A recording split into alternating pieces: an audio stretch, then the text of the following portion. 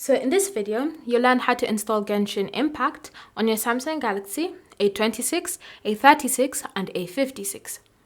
So the first step is to choose where you're installing it from, whether it's the Galaxy Store or the Google Play Store, and then tap on the app to launch it. From here, use the search function, and what you want to do is simply type in Genshin and then Impact and then search.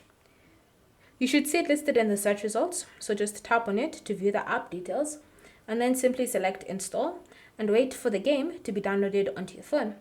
Bear in mind that this will take some time because of your Wi-Fi connection, so ensure that you have a steady stream of Wi-Fi so that it installs quickly.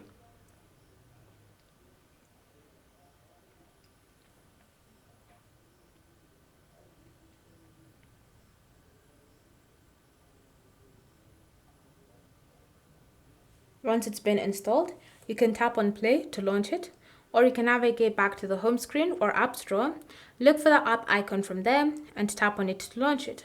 Once you've launched it, you can now start playing Genshin Impact on your Samsung Galaxy A26, A36 and A56. Thank you for watching. If you have any questions or comments, leave them down below and we'll get back to you.